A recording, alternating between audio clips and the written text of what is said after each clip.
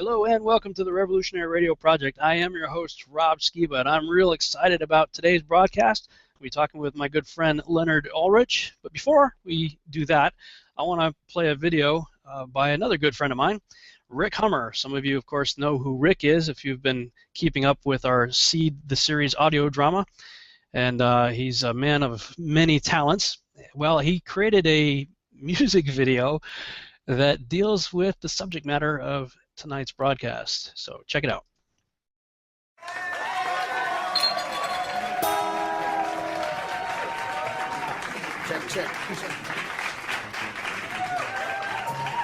Check yourself before you wreck yourself, 'cause it's right around the corner from you.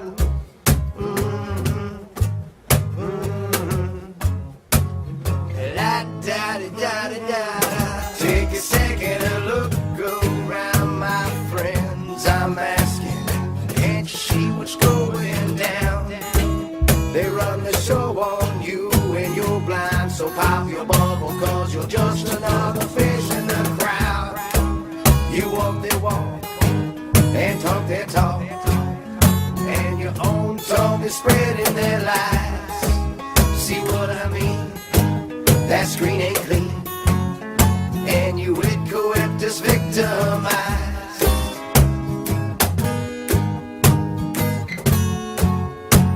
Like da da da da da.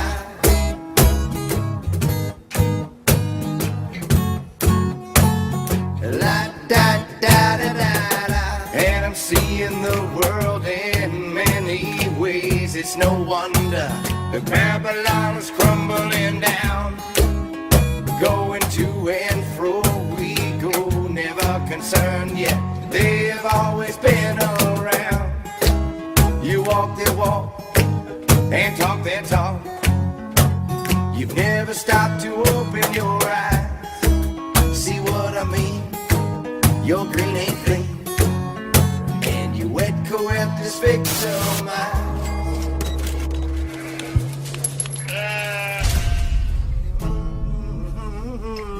Have you questioned the point of no return? The clock is ticking, and it don't plan on slowing down.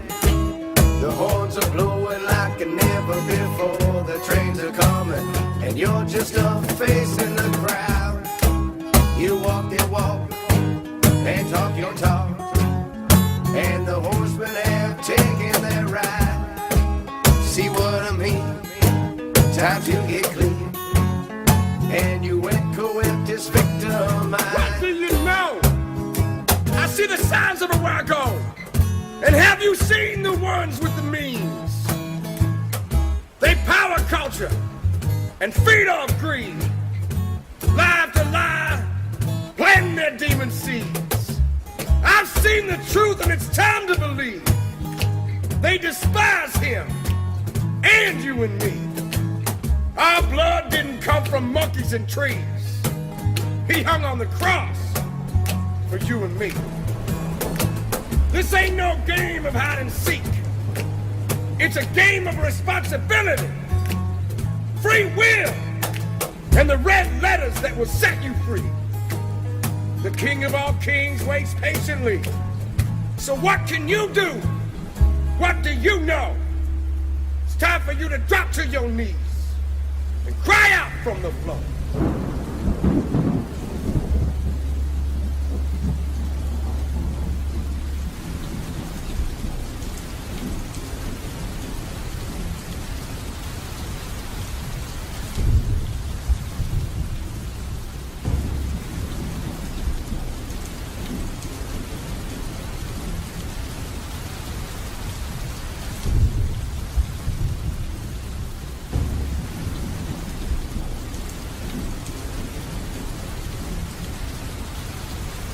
That's a little video done by my friend Rick Hummer, and I think it's probably appropriate for what we're going to be talking about tonight.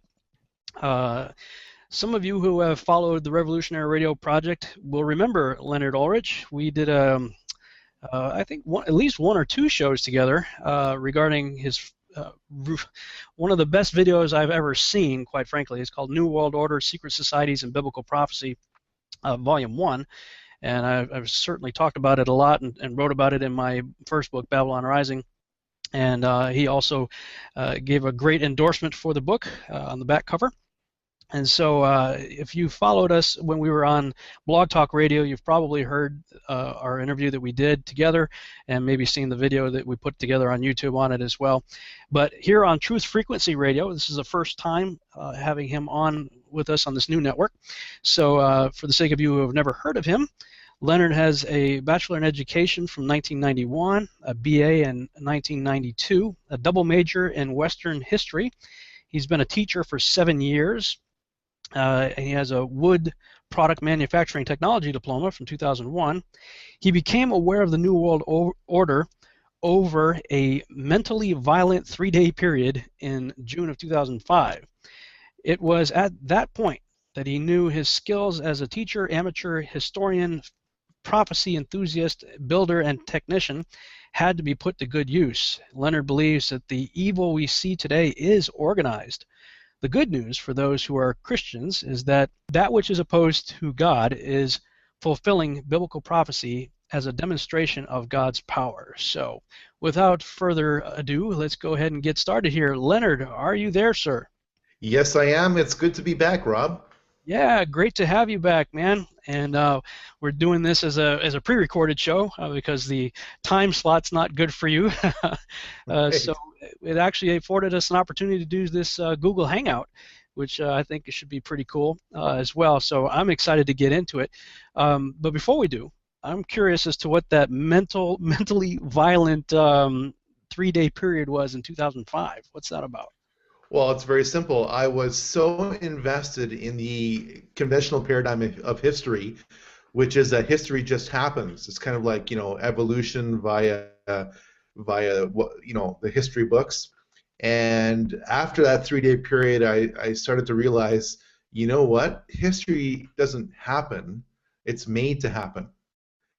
And so because I was so invested in the conventional view as a double major in history and as a former history teacher, there was a lot that had to be broken down in my mind and had to be rebuilt. And now that it is rebuilt, I have so many more answers to my questions than I did before. And I'm still looking for a lot of answers. I have all the answers that I need. It's just that my curiosity keeps me driving forward, wanting to explain more. And the more I look into the situation here or there, for example, the Paris massacre of this past week, the more answers I get, the more that fits into deception and death and debt. That is the model by which the world works. Deception, debt, and death. Yeah, I have to be honest with you. When I was doing all the research that I did for my first book, Babylon Rising, I was obsessively going through the news, always, looking at anything and everything I could find, trying to figure out what's going on. And it was videos like yours, your first one there, New World Order, Secret Societies and Biblical Prophecy, that helped steer my thinking. Because I already knew something was wrong. It's sort of like when Morpheus is talking to Neo, and he's like, there's something not quite right. You can't quite put your finger on it. You helped unlock. You were a good portion of the red pill that I was taking at that time, and I was obsessed with the news. But as I've started to kind of come off of that page and get more on the science fiction stuff that I'm working on with Seed, I've intentionally not been watching the news, not been reading anything, not been looking into it, and I'm much happier as a result. I'm so much happier. Now, that's not to say I have my head stuck in the sand. I certainly don't. I'm aware of things that are going on. But man, how has it affected you as you've continued to dive into that stuff? I mean, did you have that same sort of, man, it's just eating you up after a while, or what? Yes, but what has really concerned me lately is that the people that I care about would rather not hear the truth. They say they want the truth, but if you give it to them, in a full fire hose force, they just, recoil and they go, oh, well, that's a little bit disturbing, thank you very much. Or they'll have an agnostic view. They'll say, well, we can't really know the truth. You're basing your assumptions on, a database that's too small. And they don't know that I don't have a family. I choose not to connect my television to cable TV. And I've got a double major in history, and I've been a student of history for 20 years. And this is what I'm geared to study. I couldn't tell you who won the Super Bowl last year. I couldn't tell you who's in the running for the Super Bowl this year. And I feel good about that. Yeah. Because these are issues that don't matter. What matters right now, as far as I'm concerned, is the global financial situation, because I'm here to say that it's not over. In fact, just one stat, the global debt level has increased by about 70% since 2008. So how can anyone say that it's party time because gas prices are low? Yeah, I'm curious about that. I mean, I thought that, I've noticed the gas prices will tend to go down around the so-called holidays, Christmas time frame and whatnot, because of the consumerism, and they want you to spend money elsewhere, money that has debt attached to it to begin with. And so, I started, it was like pushing close to $4 for quite some time around here, and now it's right around $1.70, and I'm like, wow, really? So what's going on with that? The holidays, so-called holidays, are come and gone. So what's your take on the gas prices? Okay, this is actually the key issue that everything around in our conversation tonight will revolve around. The gas prices are the canary in the coal mine that I've been waiting for since 2008. Quite frankly, I was surprised that the powers that be, the financial powers that be behind the City of London, New York, etc., have managed to keep the game going since 2008. And I have been waiting for a sign of deflation as far as the second wave is concerned, the second wave of economic crash or crisis is concerned, because just before a tsunami hits, the tide goes out. The water level goes down, okay? That is so important because we've had 5 rounds of stimulus, QE1, QE2, Operation Twist, call it whatever you want. And what have you got? You've got a stock market that's high. Literally, it's high on your tax dollars. How can anybody say that a Dow of around 18,000 points is indicative of the financial health of America and the rest of the world when you've got 50 million Americans on food stamps, and when 1 in 4 American households has nobody earning a living in them? That's disturbing, okay? So the Wall Street situation, egged on by politicians who are bought and paid for by both sides. The Fortune 500 companies just simply pay all the horses in the race, and no matter who wins, you win if you're, Fortune 500 type. And but since 2008, all this government money has gone to this little bubble called Wall Street. And the world is bigger than Wall Street. Wall Street may want you to think that's not true, but Wall Street doesn't exist as an island. So, because the global economy is in a slowdown mode, gas prices are the indicator. And I'm a heavy investor in gold and silver. And 4 months ago, when one of the Federal Reserve board members merely hinted at a future proposed round of QE2 being off the table, Wall Street didn't flinch. It didn't go up, it didn't go down. And then I realized, oh boy, the stimulus isn't working anymore. So at that point, I sold everything and I waited for gold and silver to go down, and it did. but it didn't go down to the degree that I wanted it to. Now, keep in mind that it's been a tough road for gold and silver investors. 4 years ago, silver was knocking on the door of $50 an ounce, and 2 months ago, it hit $15 an ounce. Really? $15? Yeah, it was just pounded. But here's the thing. If you want to buy it. Oh, totally. And I thought, it might go down to 12. So, I mean, you can make money on the way down if you get out, watch the price go down, and then go back in, right? I'm not smart enough to short the market. That's their game. I don't play their game. I stick to, if you don't hold it, you don't own it. Call me a Luddite, but that's the way I play. I play it safe.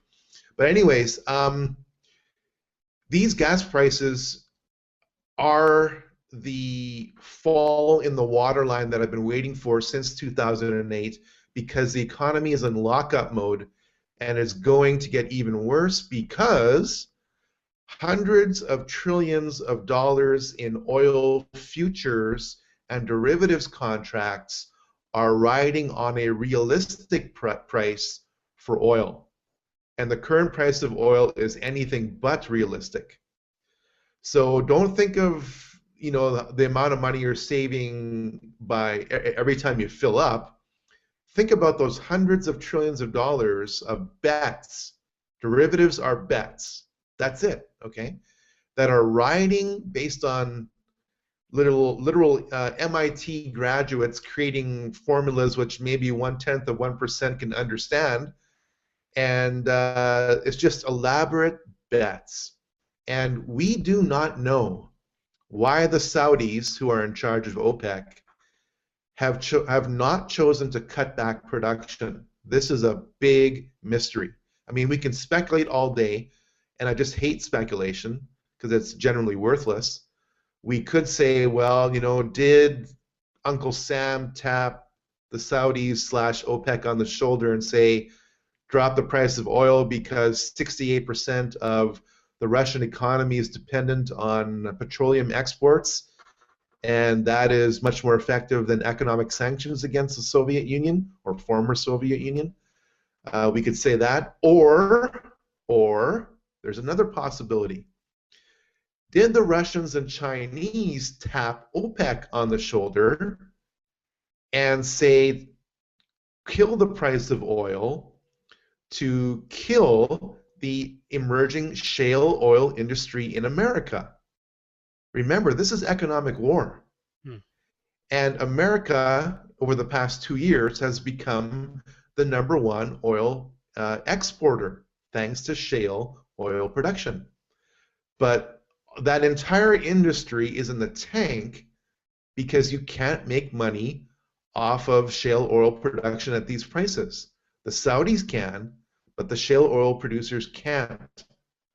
So this is economic war, Rob, and we're seeing this, and hundreds of trillions of dollars are at stake, not based on oil, but based on bets on oil.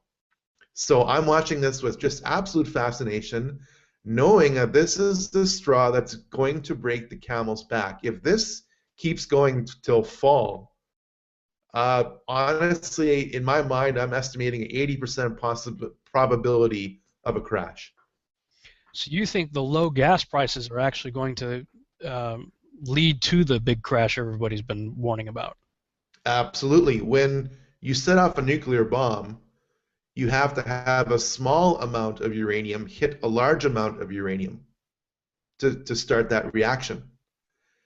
In the insanely leveraged $1.5 quadrillion world of derivatives, if any significant percentage of these bets go wrong, then the whole house of cards falls down, because according to the Bill Clinton repealing of the Glass-Steagall Act in 1999, there is no firewall between the Wall Street banks and your bank account. It doesn't exist.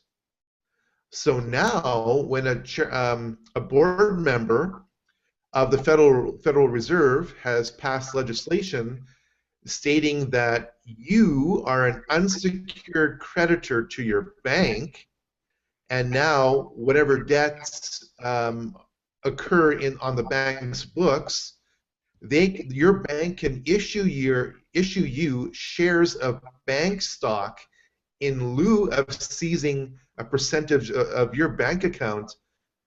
My word, I make sure I don't have anything significant in a bank. Have you ever heard the story that I told about the Russian helicopter in Plano, Texas? No. Steve Quayle, you know who Steve Quayle is? Absolutely. Yeah, Steve, he's been warning about pending, all kinds of pending doom, quite a bit. He's a watchman on the wall. I mean, like any of us who have played that role, none of us claim to have all the answers. We're looking at what we're seeing and sounding the alarms, appropriately. And he was looking at, and this was a number of years ago. I want to say it was 2010, maybe. I forget, but anyway, he was talking about all the signs were pointing to the possibility of a bank holiday within the next week or two. And he was basically saying, if the front page of my website is blue or red or whatever color it was that he said, then there's going to be a problem. The balloon's gone up. It's happened.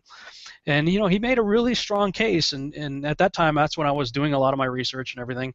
In fact, I had created this graphic that was in my book, Babylon Rising, under the chapter of the Omega Plan, talking about how wealth and resources funnels up and domination and control comes down, and how it all works like this, funneling up to the global elite, and they just bring everything down to us, and we're on the bottom end of the bad side of this graphic here. Annuet Coeptus, as Rick Hummer's song so well illustrated. Well, I went to the bank. And I didn't have a whole lot of money there to begin with, but I thought, you know what, I'm going to take it out, and I'm going to go get silver and gold, honest weights and measures. And so I had all of this on my mind. You got to kind of put yourself in my mindset. So I go to the bank, literally liquidated my bank account, and was taking what I had. I was going to go get silver and gold. And I walk out, and I see a Russian helicopter, Mi-24 Hind D, coming in on low approach over Chase Bank, flying right at me. I'm going, this is a problem, I was on the phone with a buddy of mine who was a former airborne guy, and I'm like, dude, there's a Russian Mi-24 Hind D flying right at me. He's like, what? I'm like, I'll call you back. So I get off the phone with him, and I see the helicopter going over to this area where I knew that looked like it was going to land, and so I decided, well, I'm gonna go follow it and see what's going on. So I get my car and I head in that direction, and I'm at a light and on this crossroads right here, and I was about to take a left to go toward where I saw the helicopter go. Oh, we're getting ready to go to break, so to be continued. So we'll come back in 3 minutes and I'll tell you the rest of that story. And we're back on the Revolutionary Radio Project. I am your host, Rob Skiba, and I'm talking with Leonard Ulrich. And right before the break, I was telling a story about the Russian helicopter that invaded Plano, Texas. Okay, so again, you got to put yourself in my mindset. I have been listening to Steve Quayle. I'm thoroughly convinced that everything's about to hit the fan, about to have a bank holiday. I liquidate my bank, walk out. There's Mi-24 flying right at me. I'm at a red light, and I'm about to turn left to head in the direction to where I saw the helicopter go, and I look up and I see a second one coming. Okay, now at this point, I am switching into Wolverine. I'm going into Red Dawn mode, man. I'm like, this is it, man. Holy cow, this is happening. And so I pull over. I see the helicopter cross the street at real low, like right over the street, right over the top of cars. Lands in this small little airfield. It's right across from I think it's a QT or a racetrack gas station. And I'm watching this thing land, and there's a bunch of us sitting there in the parking lot of this gas station. We're all kind of looking at each other like, what is going on here? And of course, we're in Texas, so everybody's packing, So we're starting to take inventory. What do you got? I got a shotgun. What do you got? I got a 38 or whatever. I got a 45. So everybody's sort of taking inventory of what and we're seriously thinking something may go down here. Meanwhile, the helicopter's winding down, and there's like all these people walking over toward the helicopter. And I'm like, did you see the movie, man? I mean, the teacher, right? The teacher, you know, when the parachutes are landing in the high school and the teacher walks out, hey, what's the matter? Did you guys fly off course or something? And the dude takes an AK-47 out and, you know, whacks the teacher and starts shooting up the school. So I'm thinking, you know, guys, I'm convinced, like all of my adrenaline's going. I'm convinced I'm going to see a bloodbath. And then the helicopter finally wound down, and I got a closer look at it, and what I saw on the wings, what I thought I saw full armament when it was coming at me. I mean, my brain kind of filled that in because I spent 8 years in the Army training how to shoot that thing down and identify it. So my mind filled in a whole lot of things, but when I saw it finally winding down, I got a little closer look at it.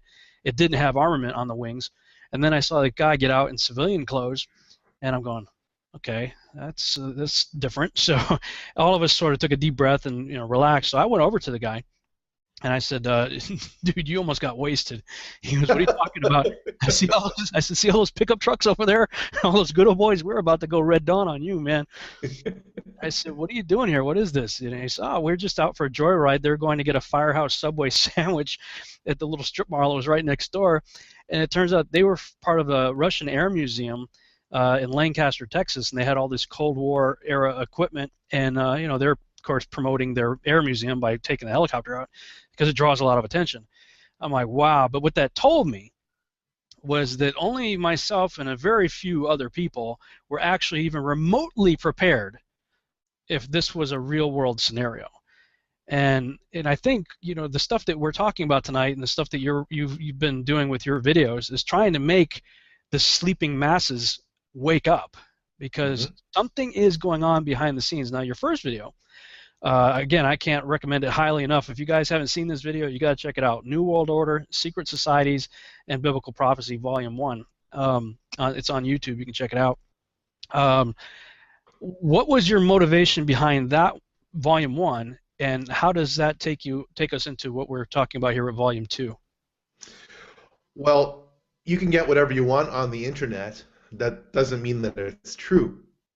So, I mean, you've got to filter out truth over the internet, which is like walking through a minefield, right? Anything you could blow up on you at any moment. So, I, over the past 7 years, have come to follow two rules as far as discerning what is truth.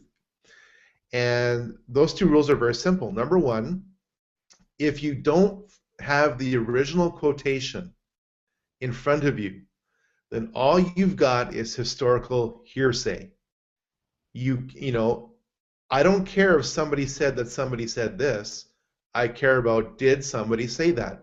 Show me the original quotation. Because if you can't, then you're just another blogger with an opinion, and that's just not very valuable. And number two, I found that the only way you can interpret today's headlines properly is just by following the Bible.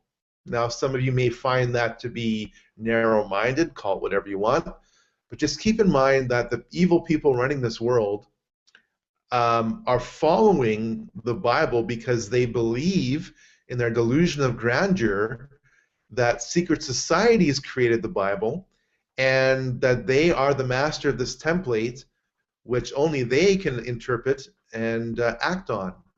So it's like a self-fulfilling prophecy. I mean, to be so full of yourself as to think that people before you wrote this piece of literature which has so many predictions about the future that couldn't possibly be the product of any human intelligence, and then think that you have the ability to make that happen in the future is a testimony to the insanity of some of the people running this world.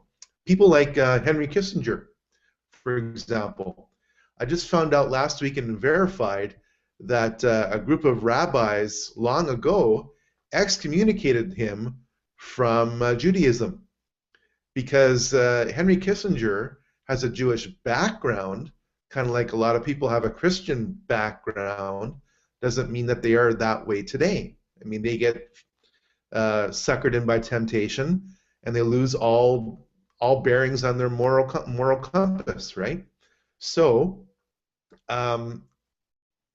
basically, the Luciferian plan is in full effect, not because I say so, but because the people who follow the New World Order philosophy say so.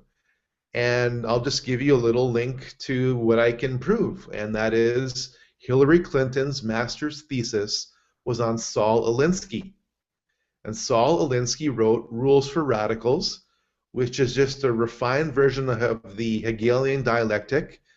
And the Hegelian dialectic is a product of a German 18th century philosopher who said that you can affect change by producing a problem, controlling the reaction, and offering the solution.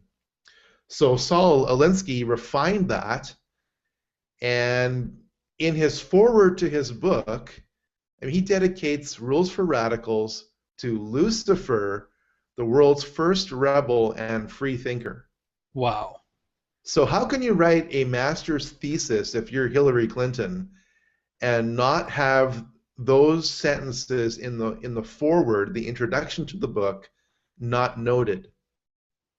Yeah, well, I'll just go ahead and ask you. Do you think our world leaders here in the United States or in the world in general are all kind of playing on the same team? Well, let's see. Your choices for president for 2016 will probably be a Bush or a Clinton. Now, where have we seen this before? Or, God forbid, a third term of dictatorship. Yeah, so, I mean, if anybody thinks that politics can't be controlled, I mean, you're looking at two presidential candidates who were chosen a long time ago. Yeah, I mean, yeah, because I used to be really politically active, and I used to think, rock the vote, get all that out there, do the Tea Party thing, and, sadly thinking that there is a political solution to what really amounts to a spiritual problem.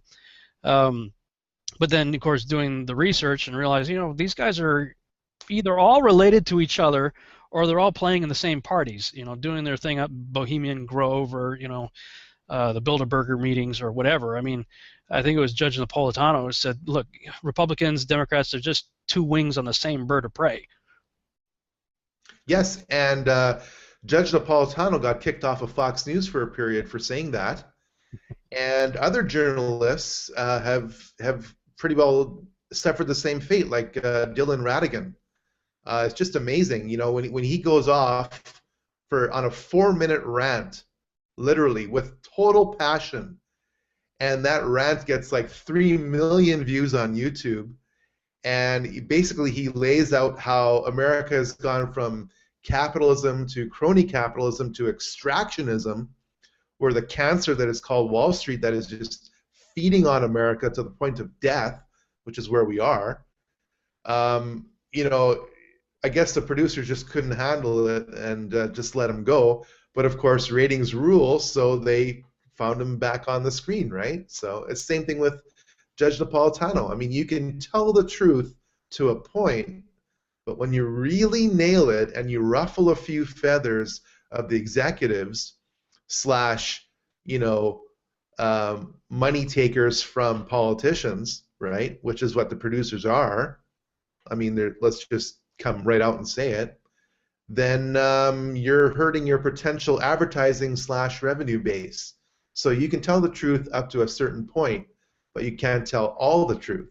So my hat is off to these people for calling it like it is. And if it is confirmed in 2016 that we're going to have a Bush versus Clinton election, then I don't need to say anything more.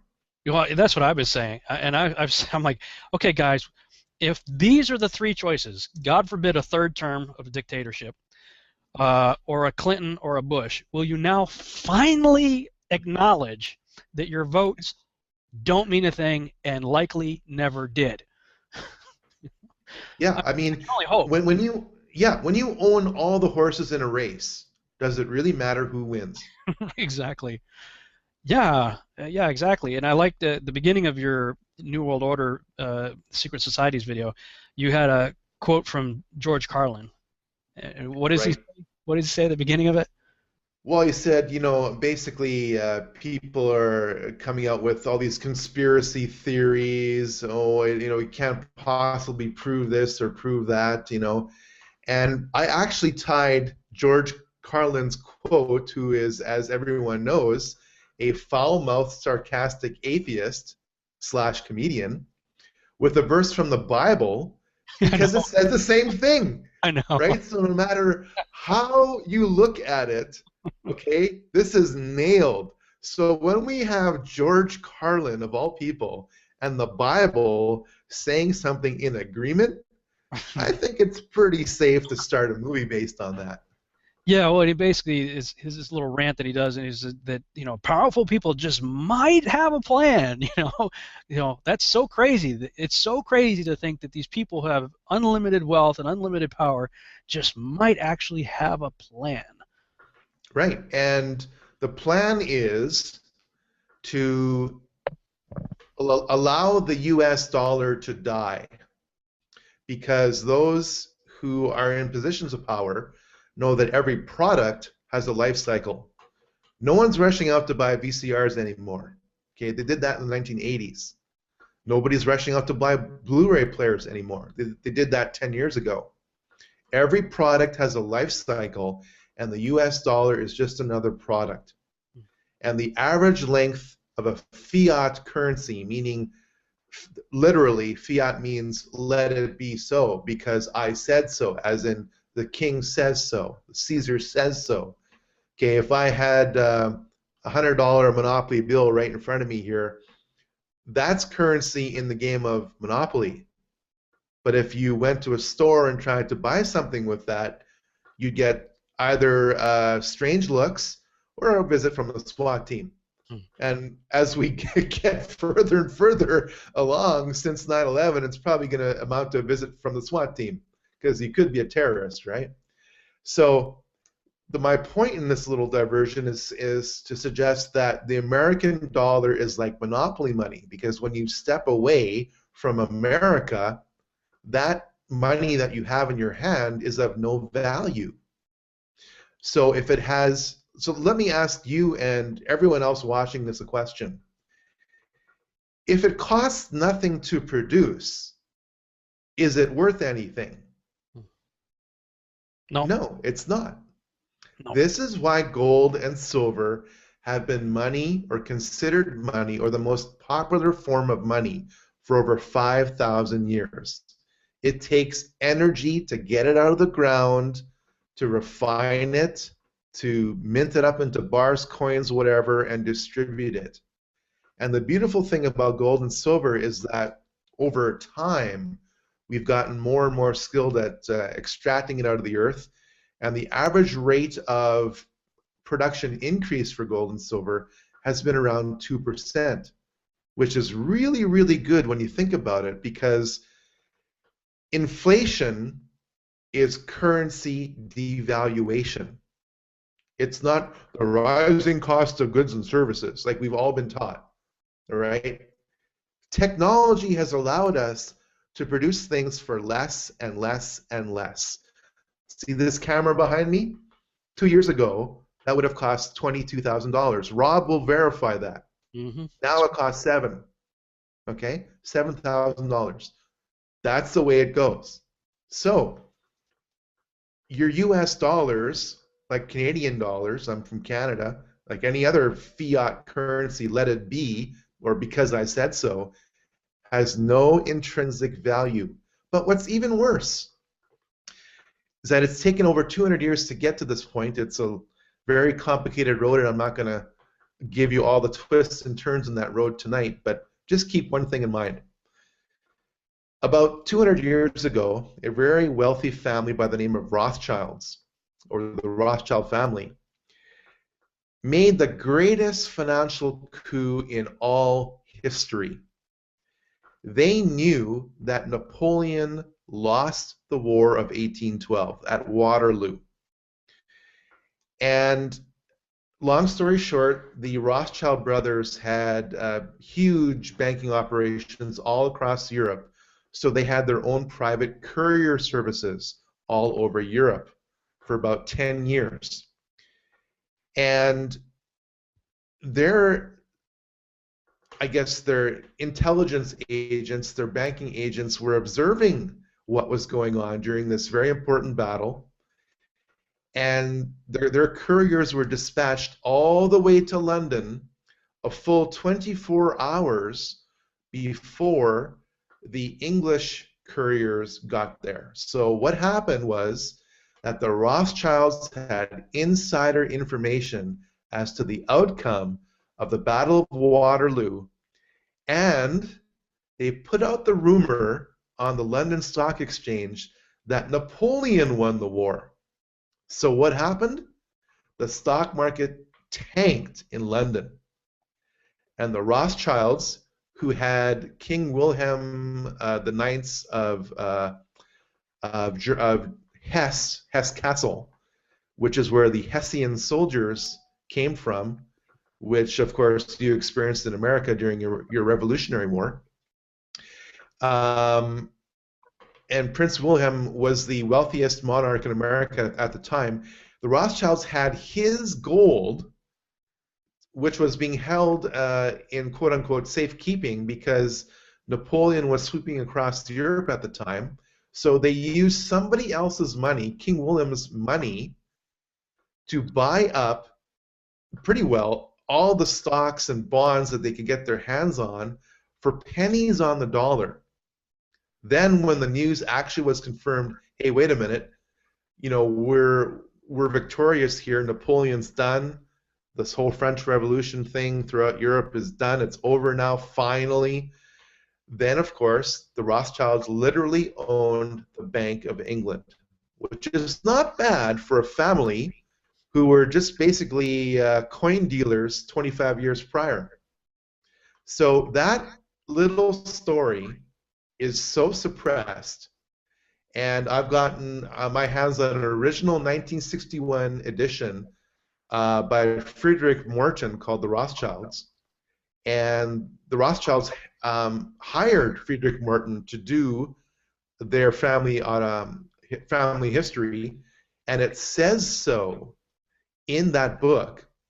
And then when you've got a modern historian funded by the Rothschilds called Niall Ferguson, who's very popular all over the internet and BBC, contradicting that story, I publicly nail Niall Ferguson for that and simply say he, like our politicians, is just another puppet for the bankers who have won the money since that Battle of Waterloo to create money out of thin air and loan it to the governments of the world at interest. That's not a bad racket if you can get into it, you know? Yeah, for sure. And so that's the subject of your next video. I mean, the title of it is New World Order, The Illusion of Money, right? Correct. Because all money has devolved into a system of debits and credits that are just simply computer entries. It costs nothing to produce, and these computer entries are issued at interest, which is contrary to the constitution of every single nation on the earth. I believe Article 8, Section 3 of your American Constitution, if I have my facts straight, I'm just going by memory. Canadian Constitution, I cite all these things in the film because I'm about proof. Again, I come from an academic background where every single sentence I made had to be documented, and that's what separates me from a lot of other documentaries out there. I prove every point on screen as I'm talking about it. So we're winding up not only into an era where money is an illusion, but like in the world of physics where there is matter and then there is antimatter, you've got fiat currency, and then you have derivatives, which, as I outlined before, and people have to understand this, there's about $1,500 trillion worth of derivatives, as in debt or bets, on the bank's books. And all they do every day is they swap derivatives back and forth in a high-speed trading network, and Joe Schmo investor like you and I, who puts his money down on some stock on E-Trade, is a sucker every time, because what these high-speed computer networks do is that they see your trade coming, and then they invest it on their behalf, not yours, their behalf, and they actually gamble with it for a few milliseconds, and they make a fraction of a penny off of your trade for a fraction of a cent, for a fraction of a second, and they take their cut, and they, on every single trade, manipulate the stock market up or down by just a hair for just a short period of time, so that the house always wins. And then, when they see too many trades coming in on one way, because they own the house, they bet on the opposite side of the trade. So they've got you coming and going. Yeah. So any idea of a currency crash, therefore, has to be intentional. It has to be pre-planned, premeditated, and orchestrated to happen. It's not just happening because XYZ got out of control and we didn't know, and now look at the mess we've gotten ourselves into. We got to fight to get ourselves out of it. It was pre-planned to happen and will be following a script. Absolutely. I have a memo from a key Obama cabinet member to all the private phone numbers of certain bankers, which talks about the end game scenario. This is like gold in my hands. And the end game scenario in context, and this memo was written in 1999, was to sign on all the nations of the world to these bets. It's just bookkeeping bets. For example, I can right now punt down 6-7 figures on what the January low temperature is going to be in my city of Winnipeg, Manitoba. Now, what does that have to do with the real economy? Nothing. It's just a bet. And yet, these are assets and liabilities on the bank's books, and when you have too many bad bets, the bankers go to the politicians and say, give us more money or we will crash the system. So, I mean, they own the house, they own the politicians, and you and I are just suckers in their game. And to answer your question directly, because it's very, very important, I don't believe that the Chinese yuan will be the world's next reserve currency. I truly believe, and have reason to believe, based on so-called CIA financial insiders that are all over the internet selling their books like hotcakes, like Jim Rickards, whose books I've read, like The Death of Money, is basically flogging the idea of the World Bank's or International Monetary Fund's special drawing right, or SDR. Now, if you think fiat currency is bad, this takes things to a whole new level, because the SDR is nothing more than a currency index of fiat currencies managed by the IMF. And so, for the first time in history, when the next crash occurs, most likely this fall, but it doesn't have to happen this fall, it will happen eventually, the banks will determine what the value of your national currency is worth, not the free market. So if you have X amount of assets and Y amount of liabilities, they become essentially the repo men, the financial repo men of your nation, and they will determine what your bank, what your currency is worth. So we'll come back, and we're going to go to break right now. We'll come back and we'll talk about that after the break. And welcome back to the Revolutionary Radio Project. I'm your host, Rob Skiba. We're going into the second hour now with my friend Leonard Ulrich, and he's talking about the illusion of money. And right before the break, you were discussing how sort of the world system works and how they value currency and countries, what the net worth of the countries are. That's right. You have the unholy trinity of the world financial situation, which is the World Bank, the Bank for International Settlements, and the International Monetary Fund. Now, each has its own different role. I will describe that in the film. I won't get into that now. The point is, and I want to re-emphasize this in the time that we have here, I don't believe, based on the hard data, not opinion, the hard data that I have in front of me, that the Chinese yuan will be the world's next reserve currency, because the Chinese economy isn't as healthy as many people think it is. In America, you've got welfare, but in China, you've got workfare. So what's happened is that the Chinese have shot themselves in the foot to a large degree by building huge cities of hundreds of thousands of people, potentially, that nobody lives in. Because in order to receive your government check, you have to do typically construction work. So you have 6-lane highways that have 1 or 2 cars on them. You've got dozens of apartment blocks, shopping malls, sports stadiums in the middle of nowhere China that nobody lives in. And there's dozens of these all over China. Why do you think? Why are they doing that?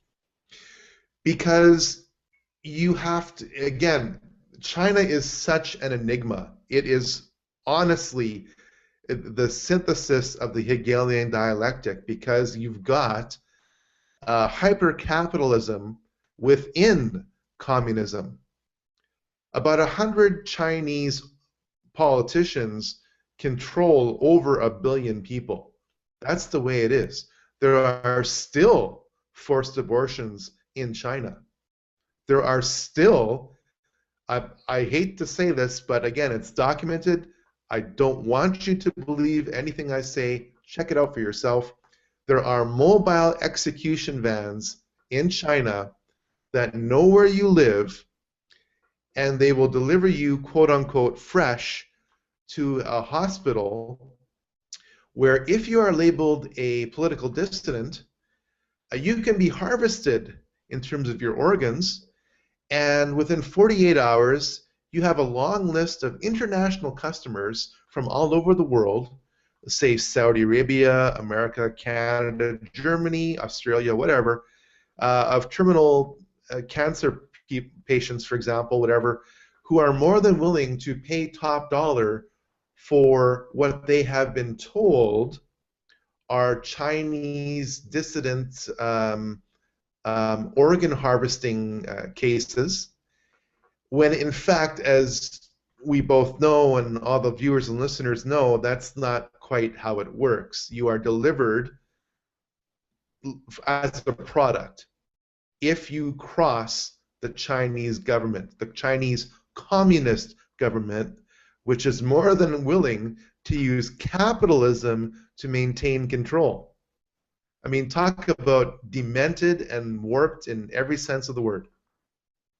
So, okay, so what do you think then is going to be the world currency? And do you think, I mean, right now the US dollar is the reserve currency, but I mean, with them consistently putting us further and further into debt and devaluing in effect our country in and of itself, when they weigh those scales, if what you're saying is true, then we seriously come up wanting, because we have a debt overload that doesn't balance out well with whatever we produce, right? So then America gets kicked off the legitimate list of countries that could be the one that reigns, if I'm understanding you right.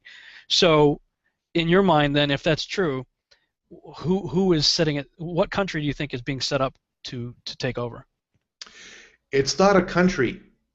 And this is so important, because now for the first time, the bankers will be above the politicians. Now they already are, But I'm they own them. talking about, yeah, exactly.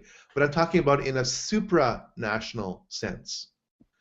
So now, as we just said before the break, these bankers, the unholy trinity of finance, will determine what your national currency is worth.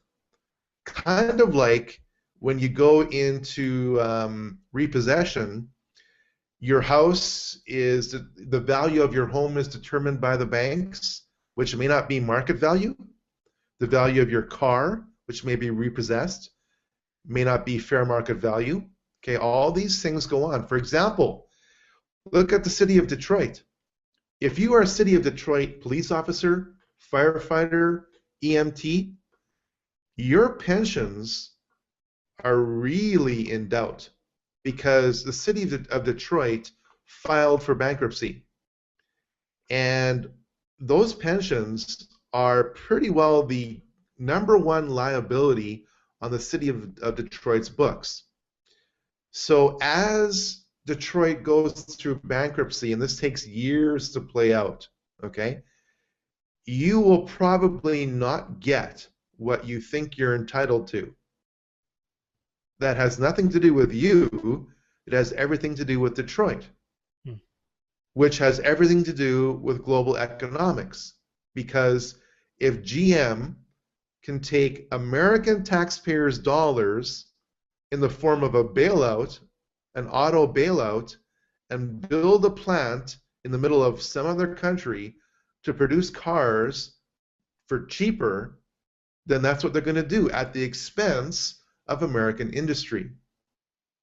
So again, the dollar matters more than the vote. And I've just known that the usual 401k, retirement, whatever you want to call it, was never going to work for me. Social Security. I mean, I've known it like my whole life. So I've never been concerned with, well, I got to make sure I've got all this so much stored away or whatever, through their system for my retirement. I've always known that if I'm going to have any kind of retirement, it's going to be whatever I'm able to do on my own and set it aside.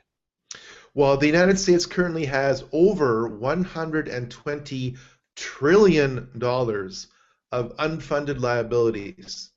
So look, let me make it very simple for everyone.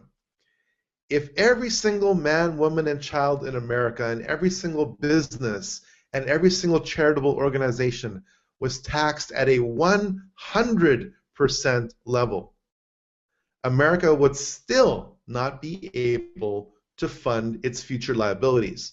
Mm-hmm. So collapse is guaranteed, or cutbacks are guaranteed. For example, Poland confiscated half of private pension funds last year. Don't tell me that couldn't happen in America. Mm-hmm. Then I just gave you the example of Detroit. And then Cyprus. Oh my word. I mean, here you have a tiny little island country in the middle of the Mediterranean.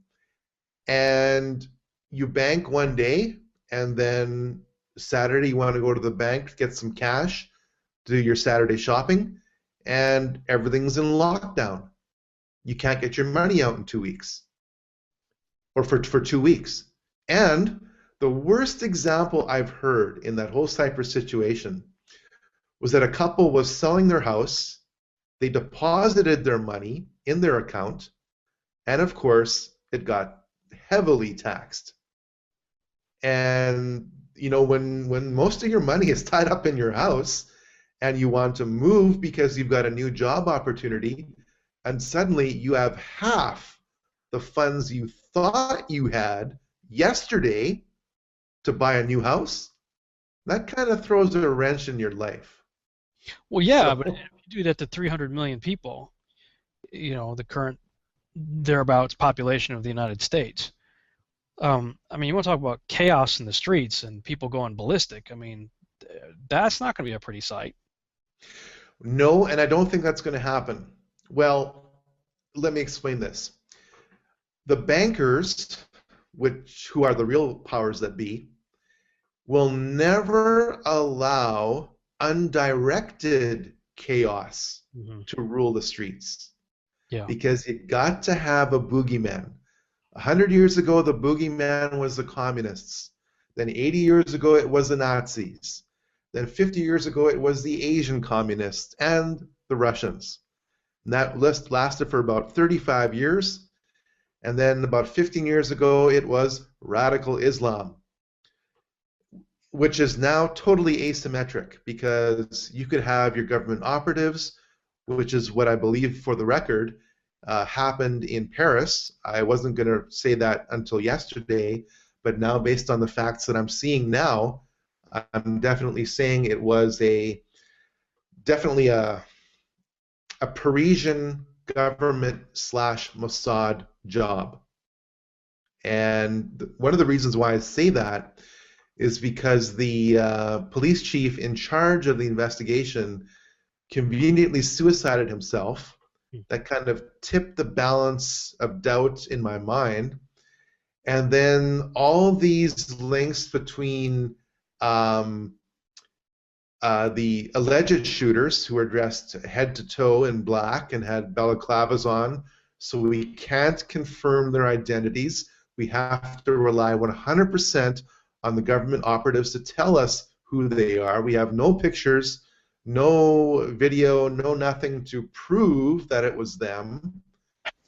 And even if it was them, the alleged patsies have all kinds of connections to the Prime Minister and to radical Islamic fundamentalists, some of whom are Jewish dressed up as Arabs to conflate anger against the world Muslim community. Now, this thing has so many twists and turns in it that radical Islam, I was just on an interview yesterday actually 2 days ago for 3 hours, and I said, whatever happens, the bankers cannot be blamed. And I said, we've got a target-rich environment. Pick your poison. What's it going to be? Ebola? Radical Islamic fundamentalists? Cyber hackers? Hey, what about radical fundamentalist Islam cyber hackers? Who have Ebola. Who have Ebola, right? And I said that as a joke. You heard it here first. Right. I said it as a joke, and what do I read on Zero Hedge, which is my #1 news source for all things financial? U.S. CENTCOM hacked by ISIS. The very next day. Nice. I couldn't write this. Now, if you for one moment believe that ISIS can hack CENTCOM, then I've got something to sell you. But I'm just not buying that line. Yeah, well, I mean, this could take the show in a whole totally different direction, but, you know, because I did some searching into the ISIS thing myself a little while ago, and I forget what it was that I Googled. It was like security management, government security management, or something like that, plus ISIS. And it is an official U.S. government website with the acronym ISIS. It's a U.S. government website with the acronym ISIS. And then I saw a picture. It was one of those many pictures of all these yahoos with brand new Toyotas, you know, and these long convoy. I'm like, they're saying they don't have a plan, right? That was the longest thing we kept hearing. We don't have no plan. I'm like, no plan? These guys are posing for photo ops in long convoys of brand new Toyotas. I'm like, one A10 in a strafing run with napalm will take out the whole thing. We're done. I mean, you call me up if you need a plan. I can help you out with that. You know, anytime you see these guys lining up for a photo op, napalm will take care of it. You know. Well, actually, I referenced yesterday or 2 days ago in my interview, another interview. I said, go to YouTube, type in John McCain admits he created ISIS. Oh no. On Fox News with Greta Van Susteren. So it must be true, right? So anyways, he's on video saying that we created ISIS. And then Hillary Clinton in senatorial or congressional testimony said that the United States funded the Mujahideen against the Soviets in Afghanistan in 1979-1980. Well, no kidding, we know that.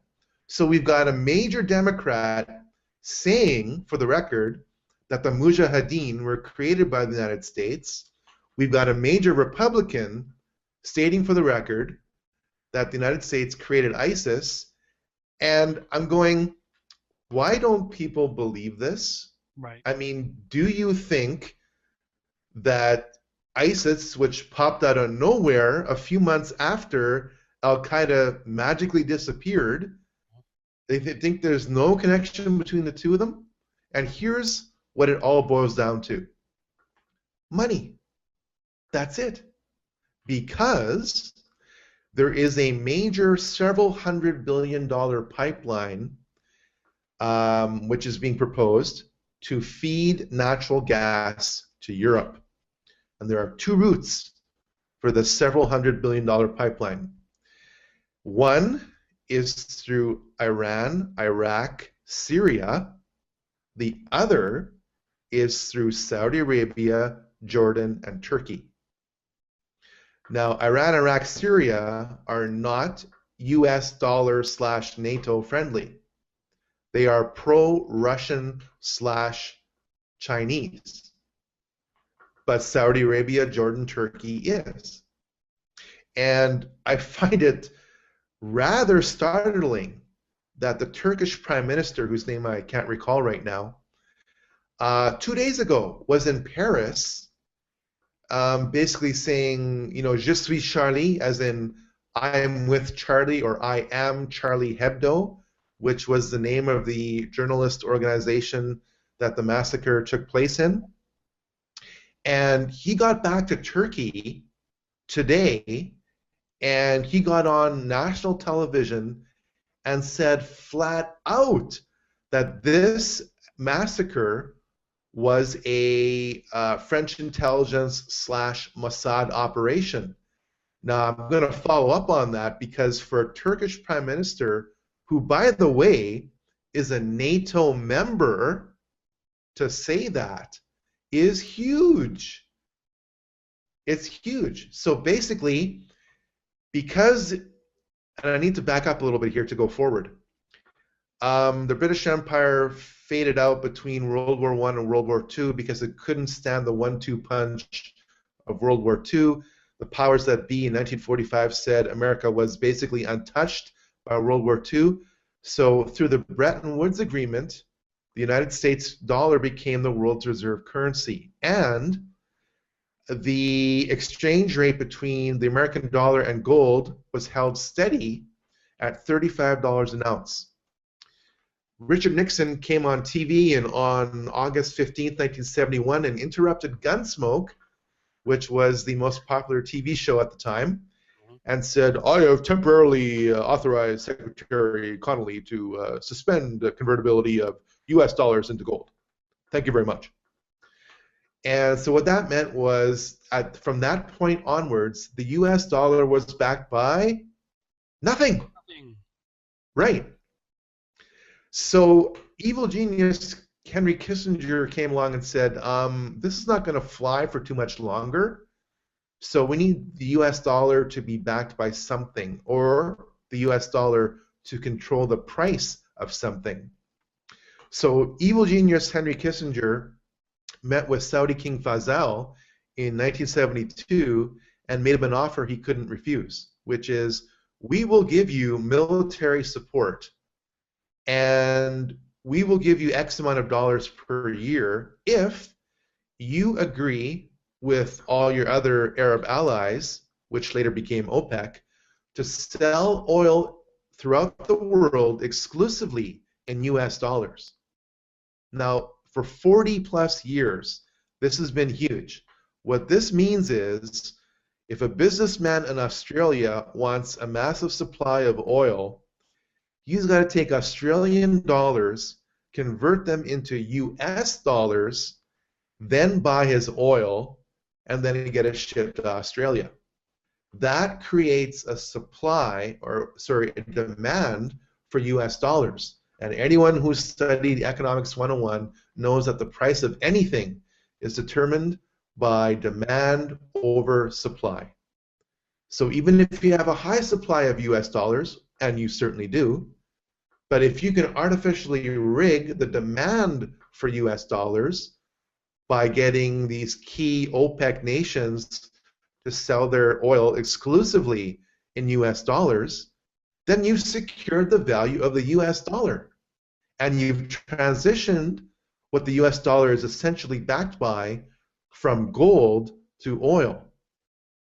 And that arrangement, the petrodollar arrangement, has been in force ever since 1973, except when Saddam Hussein came along and in 2000 said, you know what, I like this new currency called the euro. I think it's going to retain more of its value over the US dollar, so I'm going to start selling my oil in euros. Big mistake.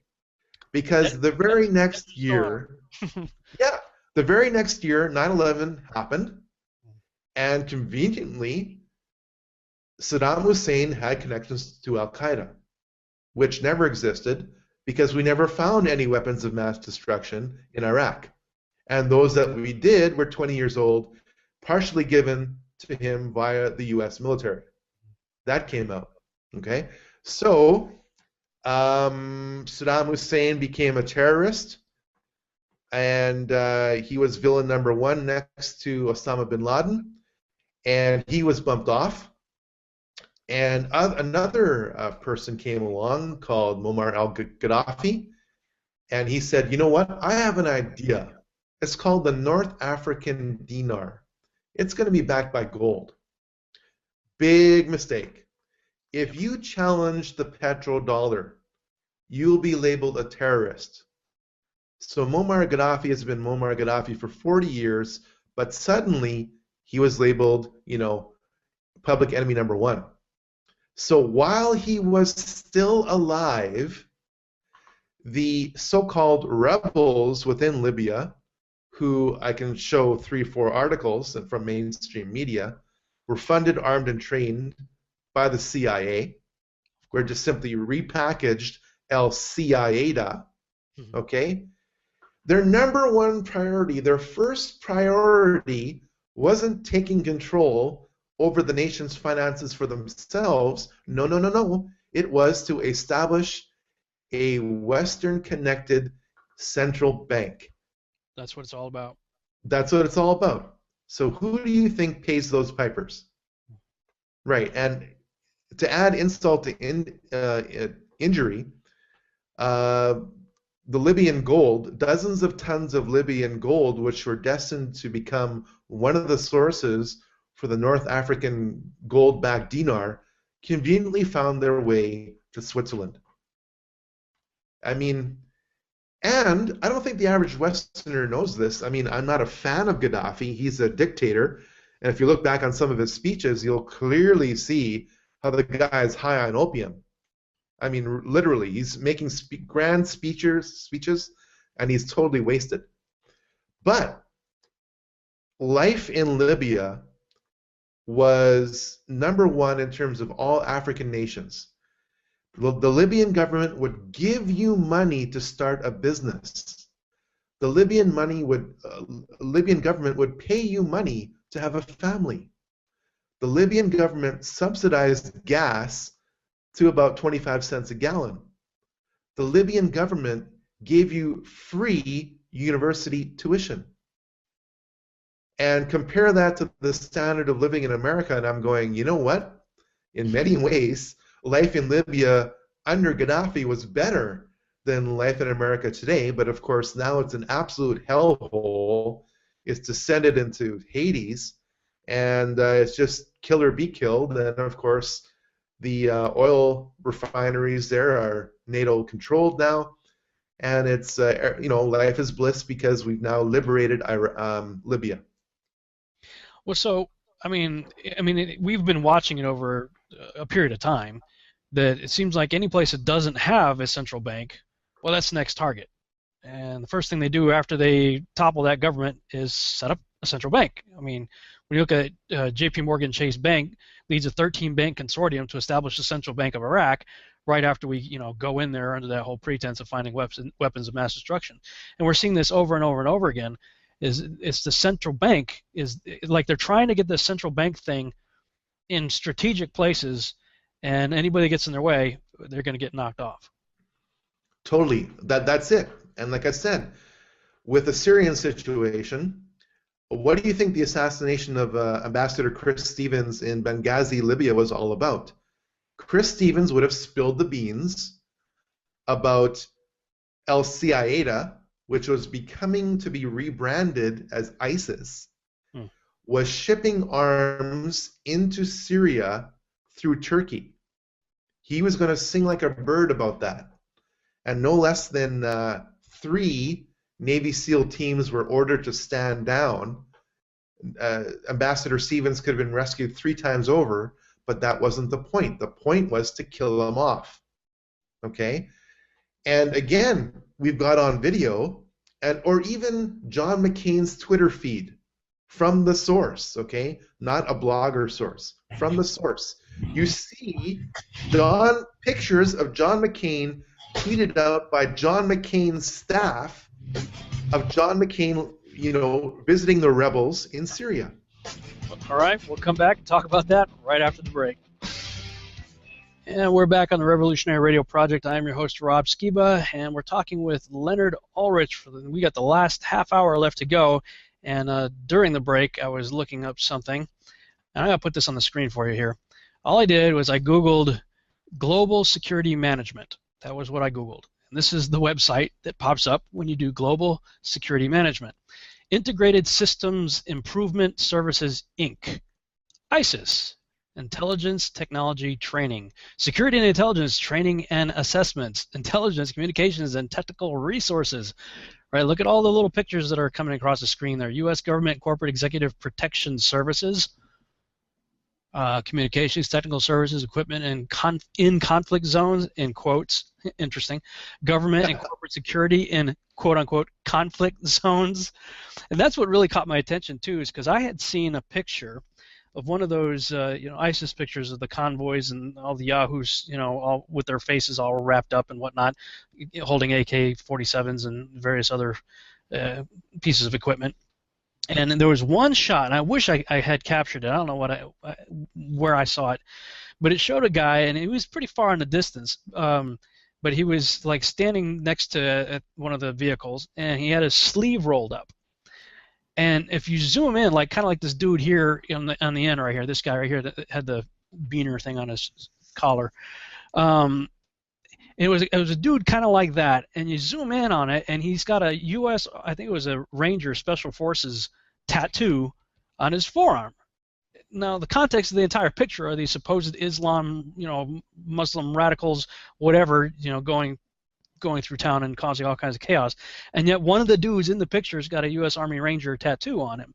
And then you go to a website like this, and you're like, ISIS has demonstrated expertise and success in performing mission-critical tasks at home and abroad. Our personnel have been trained and tested, often decorated, in the fields of combat, security, intelligence, and more.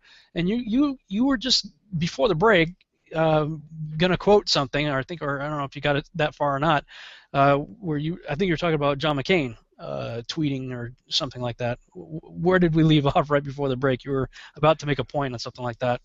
Yeah, basically I said that John McCain's own Twitter feed shows photos of John McCain meeting with these so-called rebels in Syria, one of whom happened to be Abu Anwar al-Baghdadi, who was conveniently killed off about 1.5 years after the creation of ISIS.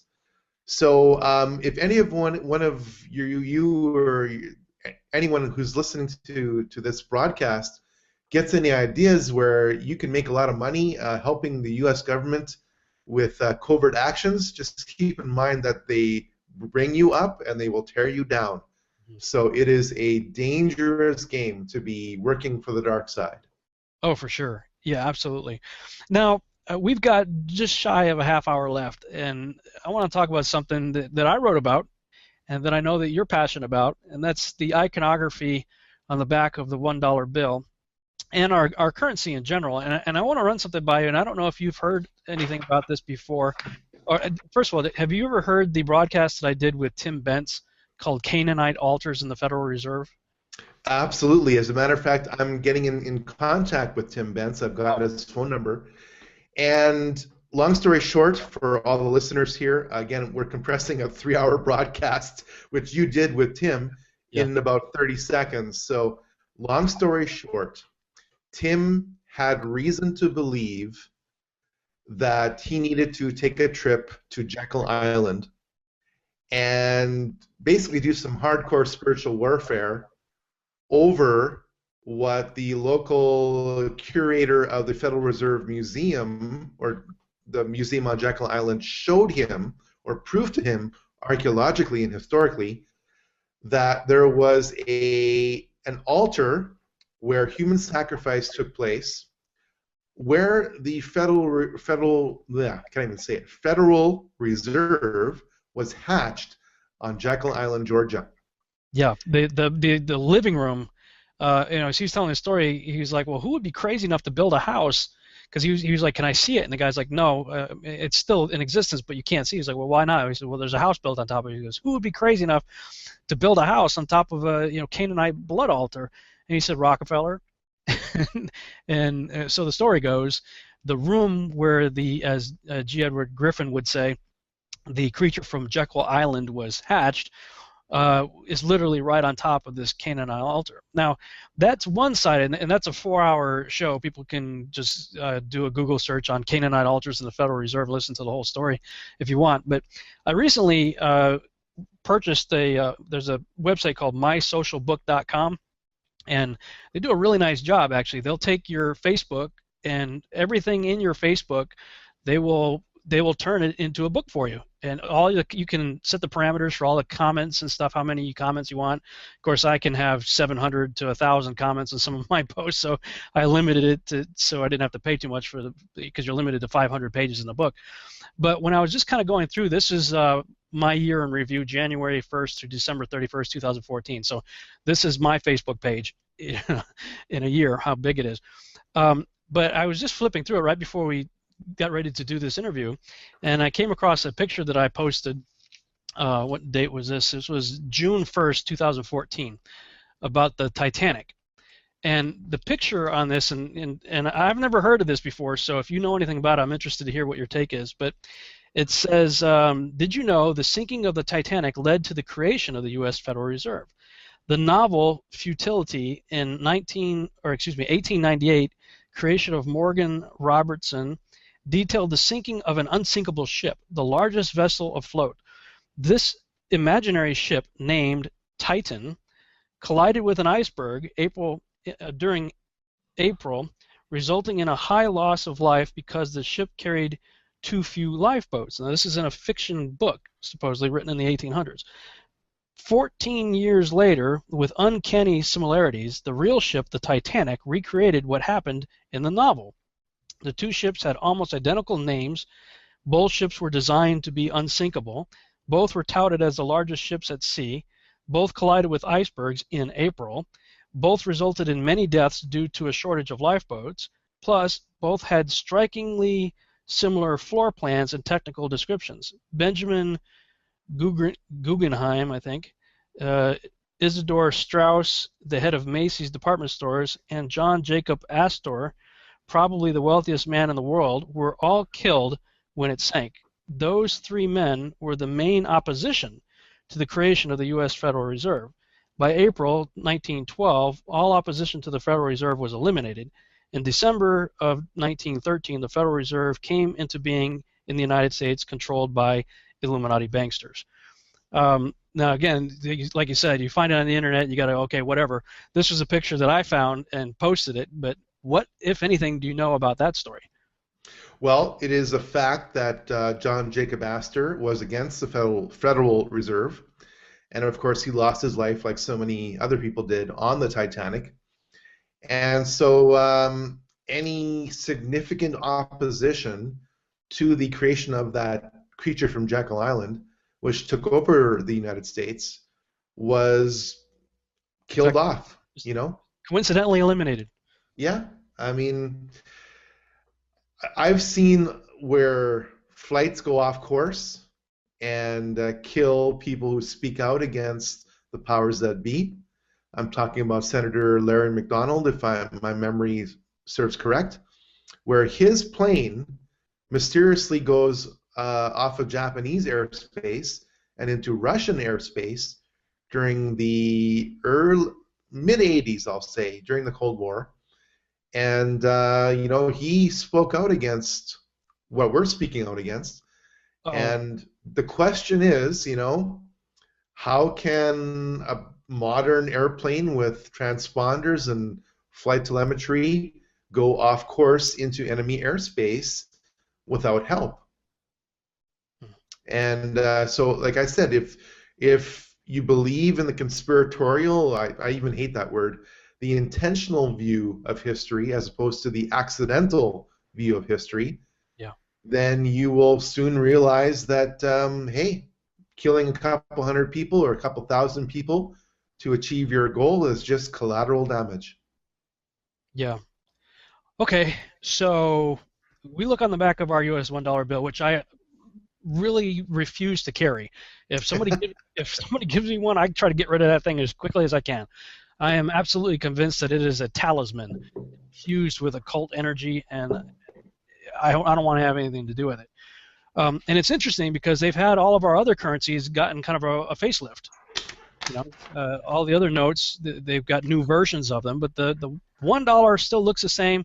Oh, there you go. Yep. Yeah, right here. Which was reversed too. The imagery originally was the other way around, and I believe it was FDR said, no, switch it, so that we have it the way we have it now. So I know what I think about it, but I want to know what you think about it. What's on your mind regarding the $1 bill? Well, this piece of paper here, which is the most popular symbol of currency in America, is brought to us by a 32nd degree Freemason, a 33rd degree Freemasonic president, a Russian theosophist, and a Russian theosophist / Luciferian. So how about that? How about that? And yeah, so basically what you've got here is a reference in Latin, annuit coeptis novos ordo seclorum, which if you go all the way back to the Roman poet Virgil in 72 AD, he first referenced a new order of the ages, or if you translate it, new world order. And in case you think, well, that's just too conspiratorial, you're putting this out of context, you have to read Virgil's Eclogue, because the poem talks about a new breed of men created by the union of quote-unquote gods and enlightened men. And that is the ultimate goal of the quote-unquote New World Order. The New World Order is the Old World Order, which goes all the way back to Babylon and Nimrod, which is to create humanity 2.0 so that man becomes God. And, you can go all the way back thousands of years to Babylon, even back to Sumeria, you can see that. And ask yourself one question. How many ancient pyramids exist in America? And the answer is 0. So this right here cannot be an American symbol. So if it's not an American symbol, it's got to be a symbol of something else. And the Freemasonic / Luciferian powers that be have encoded layer upon layer of meaning in this symbology. It would take me, honestly, 20 minutes at breakneck speed to decode all of this. And so that's why I can't do it here. But the point is, Henry Asgard Wallace was FDR's Secretary of Agriculture back in the day. And he was in frequent communication to his quote-unquote guru, who happened to be Nicholas Roerich, who, in turn, happened to be nominated for the Nobel Peace Prize no less than 3 times. So Nicholas Roerich, a Russian theosophist, had some clout internationally. And Nicholas Roerich was, in turn, inspired by Helena Petrovna Blavatsky of Russia, who in turn, being a theosophist, was inspired by a demonic entity known as Djwal Khul. Don't believe me? Read her own writings. So the Theosophical Society, which Henry Asgard Wallace was a member of for 10 years, had a main publication called Lucifer Magazine. And Lucifer Magazine was published by Lucis Trust, which has existed for over 100 years and now is a division of the United Nations.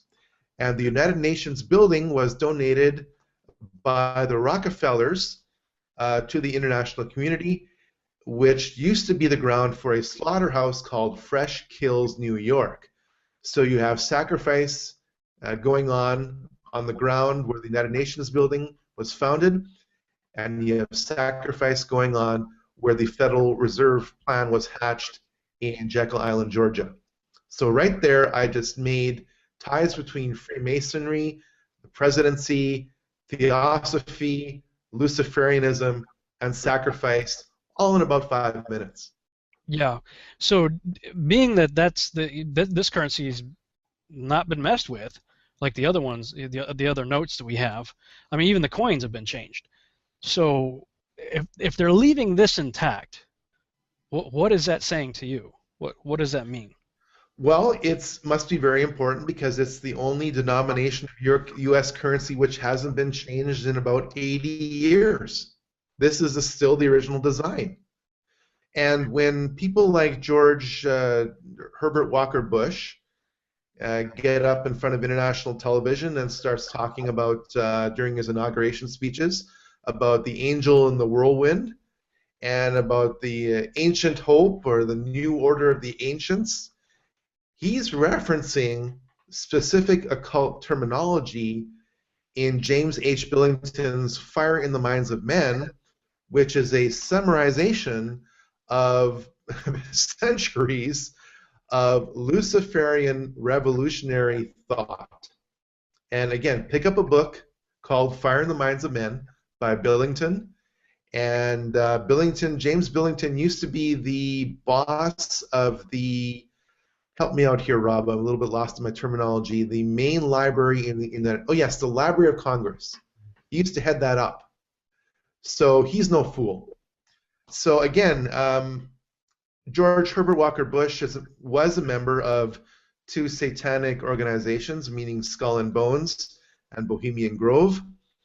And in case you think that the symbology on the back of the US dollar bill isn't enough, you turn it over, and right over here on the top right-hand one, Yeah, the little you see owl. if you grab a magnifying glass, this is how detailed it is, you'll see a little owl there. And that owl is identical to the owl of Bohemia in Bohemian Grove, which is a 2,800 or 1,800 acre ancient redwood forest where a reproduction of Molech in an owl form made out of concrete and steel reinforcement has been erected for about 70 years ago, and world leaders gather around in the height of the entertainment, if you can call it that, during the 2 weeks in the middle of June, is to burn a plywood effigy of a child called Care, which symbolizes the worldly cares of the group, to pre-recorded screams and pre-recorded howls of laughter on the part of the Owl of Bohemia, which really, if you study it, is really Molech, which goes back thousands of years to the Israelites versus the Canaanites, where the Canaanites and surrounding tribes would sacrifice their children alive in this brass bull in order to achieve fertility rights and crop harvests for the next year. So again, Luciferianism, child sacrifice, unjust weights and measures, debt, death, and deception. And that's the paradigm we live in. And unfortunately, many Christians tell me that they want the truth, but again, I've reached over 5 million people, and I can't reach my own church. How pathetic is that, man? I mean, we've talked about this off air before, but maybe it needs to be said here. I mean, the church is supposed to be the place where people go to get truth, and yet so little of it is coming out of the church these days. And those of us who are out there trying to talk about these things, we're getting blacklisted and kicked to the curb, kicked out of churches, kicked out of conferences. And so the only choice we have is to try to do shows like this to try to get it out to the masses. I mean, it's like if they're not getting the truth in church, where are they going to get it? Right. For example, just look at the story of Jonah in the whale. I don't think too many people realize that perfume is highly refined whale vomit. It is. Again, do your research. Okay? Yeah. It's highly refined, yes, kind of like crude oil is refined. So you put gasoline in your car, right? Well, I got one even better for you. When you see natural flavors and the ingredients. Oh, my word. Don't even go there. Don't even go there. I'm going to do it. It's beaver anal gland. Yes. First of all, who comes up with this? Who says, hey, I'm going to start squeezing juice out of a beaver anal gland and maybe make that a food additive? Totally, right. So when Jonah is in the belly of this whale and Jonah dies, Jonah doesn't survive and camp out 3 days, 3 nights in the belly of this whale. He literally dies and comes back from the other side and writes a little glimpse here and there of what he saw, okay, which is fascinating. I won't get into it. But the point is, if you're a Christian and you believe that story, if you honestly believe that a guy can die and be revived after being preserved physically in the gut of a whale, then why can't you believe that it's just a little bit hard for 2 planes hitting 2 buildings in New York to bring down 3 buildings at free fall speed at free fall speed and leave behind the paper passport? Yes. No, see, this paper passport was made out of Thor's hammer because it survives the fireball. It survives going through the steel reinforced concrete pillars as they're being disintegrated at several hundred miles per hour, but it lands on the ground amongst thousands of tons of dust and twisted, mangled steel within 24 hours in legible condition. Right. I mean, it's just like finding a paper needle in a 50-acre haystack. That's on fire. That's on fire. That's on fire. Right. Right. So I've had people that I try to reach out to tell me that they can't believe my explanation because of my weakest argument, my explanation for 9/11 being an inside job, because of it, my weakest argument, which is the explanation for the odd phone calls between the allegedly hijacked planes and loved ones on the ground. And my explanation is very simple. Look, the phone calls were odd. Like, hi, Mom, this is Jack Bingham. You believe me, don't you? Right. Right? So while you can fake somebody's voice in real time, you can't necessarily fake the intimate details that two people would have with each other. And if cell phones on airplanes worked so well in 2001, then why did all the airlines spend millions of dollars upgrading their cell phone antennas in the tails of these planes after 2001? Mm-hmm. I mean, in terms of physics, it just doesn't work. And where did the plane go in Shanksville, Pennsylvania? Well, I tell you where it went in my documentary. Because you can't have a full-size plane hitting the bullseye of a pre-existing scar, which I document geographically, according to the United States Geographical Service aerial survey. That scar in Shanksville, Pennsylvania was there before 9/11. So essentially what you're asking me to believe is that this full-size jet airliner hits a bullseye, without leaving anything significant in its place. I'm sorry, I don't believe that. Okay? Now, again, we see false flag after false flag since 9/11. It's so obvious to those who want to see, and honestly, it takes more faith not to believe in these things not being an inside job than it does to say, you know what, I don't know all the facts here, but I see these dots in front of me, like the connections to the French government in the Charlie Hebdo massacre, the connections to Mossad agents posing as radical Islamic fundamentalists, the police chief in charge of the investigation suiciding himself. These are pretty serious dots, and it takes more for me to believe the official story than it does for me to believe that governments in the West had some kind of hand on what happened this past week. Agreed.